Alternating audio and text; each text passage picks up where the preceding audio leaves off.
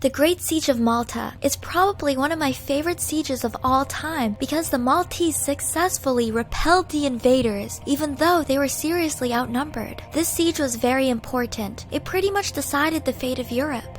Malta is a tiny Mediterranean country at the southern tip of Europe, right near northern Africa. It was one of the first nations in Europe to embrace Christianity. Malta is a natural fortress. All of the forests were cut down hundreds of years ago, leaving it completely barren with a surface of rock and soft sandstone, unfit to grow corn or any other grain. Except for a few springs in the middle of the island, there is no running water or wells. The Maltese are very strong and courageous. They are Mediterraneans who have some Arab admixture.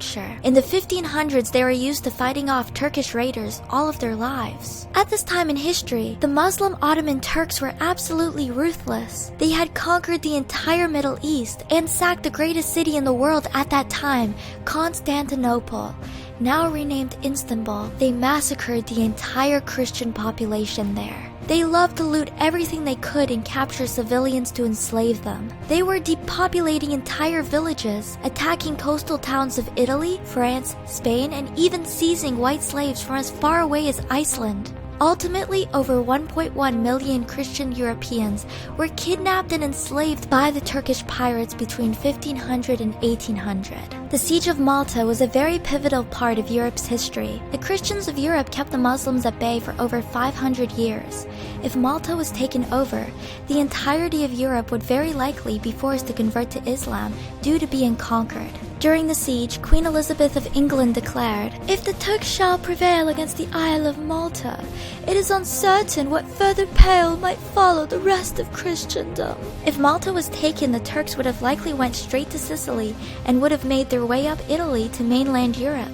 Malta and another small island nearby named Gozo was given to the Knights of St. John by Charles V of Spain so they can practice their faith in peace and protect the island from the Muslim Ottoman Turks nearby. Before settling in Malta, they were forced out of their island of Rhodes by a successful Ottoman invasion in 1522. On the island of Rhodes, 7,000 knights and soldiers resisted over 90,000 Sultan forces for 6 months. They were forced to withdraw from battle when all their supplies were exhausted. The knights were vulnerable in Malta despite having 2 large harbors and forts due to its location. If Malta fell, the Order of St. John would have been finished since they would have nowhere else to go. The aging Grand Master, Jean de la Valette, who was a French nobleman who fought in Rhodes, recognized that Malta was in danger due to its strategic location, so he improved all the existing defenses and constructed new ones. He also tried to restore the order's finances. He constructed 2 new forts, Fort St. Michael and Fort St. Elmo. Now Malta had 3 forts, and they were crucial during the Great Siege of 1565. Suleiman the Magnificent, the greatest Ottoman emperor and one of the greatest commanders of military history, decided that he would attempt to capture Malta. After he was done with Malta, he planned on taking all of Europe. The Knights of St. John, who also became known as the Knights of Malta, would not allow Malta to have the same fate as Rhodes. During the winter of 1564 to 1565, the Turkish army made their preparations to invade and conquer. The Sultan appointed Mustafa Pasha, a fanatical Muslim who was well known for his violence and cruelty, who also fought in the Siege of Rhodes, to help him command the Ottoman army that would attempt to take over Malta. The Sultan also appointed a Croatian Muslim convert, Piali, to be the admiral-in-chief of the fleet. Before beginning their assault, Suleiman and his commanders awaited on a naval commander named Dreget, who was also known as the Dawn Sword of Islam, the greatest pirate warrior of all time, and the uncrowned king of the Mediterranean, for his military skill and successful raids on the Italian coastline, carrying off thousands of Italians into slavery. Years before, in 1551, Dreget attempted to invade Malta with 10,000 men. The attempt failed, so they targeted the island of Gozo, neighboring Malta, where they took the entire population of 5,000 civilians into captivity. This reasonably angered the Maltese people. In the autumn of 1564, Valette's spy gave him intel that a huge armada was heading for Malta. He sent a messenger to spread the news throughout Europe. The Pope gave La Valette 10,000 crowns. This helped him buy more armaments, but it didn't help the fact that Malta needed more soldiers. The Ottomans had over 48,000 fighting men in total, consisting of 6,300 janissaries, who were the finest troops in the Turkish army. They were taken from Christian families as boys by force, castrated and forced to convert to Islam, and then served in a slave army. They had over 6,000 Safis, which are cavalry, 4,000 religious fanatics, which would probably be called jihadists today, 2,500 Safis from Romania, 500 Safis from Armenia, 6,000 other volunteers, thousands of slaves, and various corsairs from Tripoli and Algiers. The Turkish fleet consisted of 193 vessels, including 131 galleys, 7 galleots, and they had 11 huge merchant ships accompanying the fleet, one of which alone carried 600 fighting men, 6,000 barrels of powder, and 1,300 rounds of cannonballs. Grand Master La Valette did not imagine that the Ottoman fleet coming at him in Malta would be so large. La Valette had under his command only 700 knights and sergeants, 400 Spanish soldiers, 800 Italian soldiers, 200 Greek and Sicilian soldiers, and around 3,000 Maltese soldiers, along with armed civilians, totaling an army of around 9,000 men. They were completely outnumbered. In mid-May, La Valette called everybody together to give a speech. This would be the last chance he would have to speak to all the knights in one great assembly before they would go off to fight a bloody battle. He said, "It is the great battle of the cross and the Quran which is now to be fought. A formidable army of infidels are on the point of invading our island. We, for our part, are the chosen soldiers of the cross, and if heaven requires the sacrifice of our lives, there can be no better occasion than this. Let us hasten then, my brothers, to the sacred altar. There we will renew our vows and retain by our faith in the sacred sacraments that contempt for death which alone can render us invincible." When the knights left the church, they were filled with enthusiastic joy. It was reported that after the service, every kind of weakness disappeared. All divisions between them, all private animosities ceased. The Knights of the Order of St. John of Jerusalem were devout, aristocratic, and warlike. On May 18, 1565, Ottoman ships reached Malta and the Great Siege began.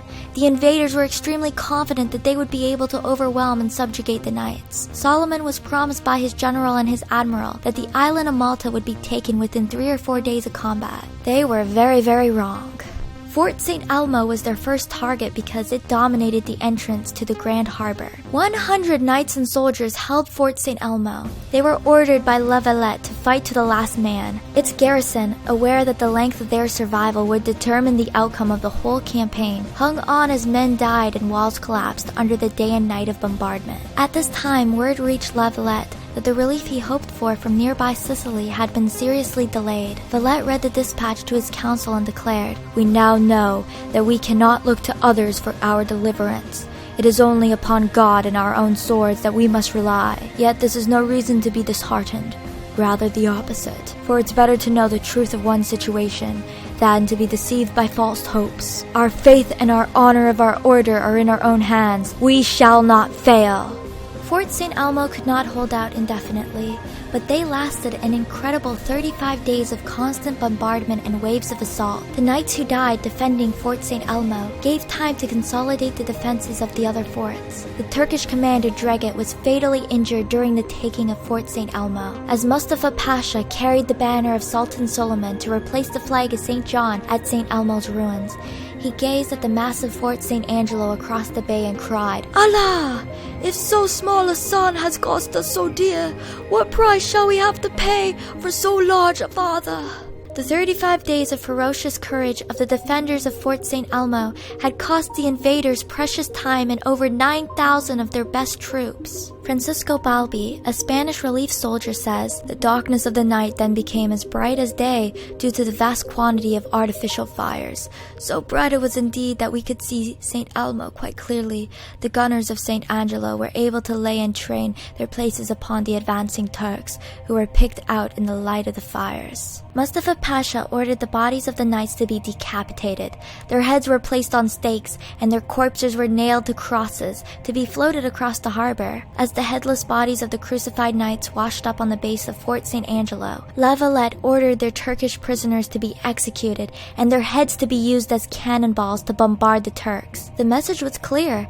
The knights would fight to the very death. No quarter would be given and none would be received. The advance force from Sicily arrived despite the fate of St. Elmo. The Italians managed to evade the Turkish blockade and land their small relief force of 42 knights and 700 militia. Although it wasn't much, it was quite useful. The battle for St. Angelo saw some of the bloodiest episodes of this holy war. Mustafa Pasha was to launch some 10 attacks on the walls of St. Angelo and the fortified 3 cities throughout the long, hot summer of 1565. The knights, their luck holding out, were warned by a Turkish deserter about a plan for Sangalia to be attacked from the south on July 15th, and this gave the order time to build a line of defensive stakes which successfully repulsed the attack. Following the humiliation of July 15th, Mustafa adopted a more cautious approach, depending upon his artillery to reduce the walls and undermine the morale of the defenders by incessant bombardment from all directions. The Christian fortresses came under withering and sustained artillery barrage. The bombardment continued all day and night throughout the last week of July. At dawn of August 2nd, the Turks advanced while all their cannons thundered at once. People in Sicily over 100 kilometers away could hear the cannon fire. It was the heaviest bombardment of the siege. From every ridge and slope, the enemy swarmed forward like a tidal wave against the garrisons. Yet attack after attack was repulsed, and Mustafa was once again forced to concede defeat. As his exhausted and decimated assault troops withdrew, Mustafa decided to subject the Christians to a further 5 days of continuous bombardment before attempting the next assault. While the Turkish attack on St. Angelo was routed, their assault on St. Michael was succeeding. Turkish flags began to appear among the ramparts. It was at this point that the governor of Medina, the capital of Malta, launched his cavalry force against the light-guarded Turkish headquarters. The Christians overwhelmed the sentries, killing every man that they could find, capturing or destroying a huge store of provisions and ammunition. As a messenger galloped up to Mustafa to inform him that a large Christian force had swarmed their camp, Mustafa feared the worst. He assumed that this was the relief force from Sicily. Mustafa ordered a general retreat. In this way, Fort Michael was saved. However, there was no relief force. Valette called his council together that night and informed his men, "I will tell you now openly, my brethren, that there is no hope to be looked for except in the Almighty God, the only true help. He is the one who looked after us until now, and he will not forsake us, nor will he deliver us into the hands of the enemies of the holy faith. We are soldiers, and we shall die fighting. If by any evil chance the enemy should prevail, we can expect no better treatment than our brethren who are in St. Elmo. Let no man think that there can be any question of receiving honorable treatment or escaping with his life. If we are beaten, we shall be killed. It would be better to die in battle than terribly at the hands of the Muslims." On August 18th, when a huge part of the defenses were breached, the Ottomans failed to take the fort. Valette himself had even entered the battle fray, and despite the uneven odds of success, he had refused to accept the Ottomans' terms of surrender. The Ottomans began to tunnel under the defenses to plant mines. With a tremendous explosion, the bastion of Castile and Sanglia collapsed. As the survivors staggered back in confusion, waves of Turks swarmed through the breach. Valette boldly ran from his command post towards the breach. Seeing the Grand Master running in the point of danger, all the knights and soldiers joined him, turning back the tide of Islamic advance. A grenade exploded near Valette and the knights rushed to defend him. "Withdraw, sire, to a place of safety." Valette refused. "The enemy is already in retreat." Valette continued to advance against the enemy, declaring, "As long as their banners still wave in the wind, I will not withdraw." The knights and soldiers surged forward with an incredible tenacity until, within a few minutes, the Turks were routed and fleeing in disarray. There was no darkness that night as gunfire lit up the sky and cannons pounded the walls. Yet the Christians stood firm, and by dawn the Turks withdrew in defeat. Now Mustafa unleashed a siege tower, which was higher than the walls. Janissaries used its platform to fire upon the defenders of Birgu. Valette had his workmen burrow a hole in the base of the wall facing the tower. They wheeled out a large cannon which fired 2 large cannonballs fastened together with a chain. It sliced through the structure, causing it to collapse. spilling the Turks incendiary grenades and fuel, which set the giant tower ablaze. On August the 20th, the Turks brought up another larger siege engine, reinforced at the base with earth and stonework. The Knights of St. John stormed the tower, eliminating the Janissaries in a matter of minutes. They then turned the siege engine into an additional fighting platform to defend their walls. The 2 Turkish cannons on it poured fire into the dismayed Ottomans. At this point, Mustafa learned that a large supply ship from North Africa to replenish their dwindling supplies of ammunition and food had been captured by a Christian galley. Despondency swept the Turkish camp.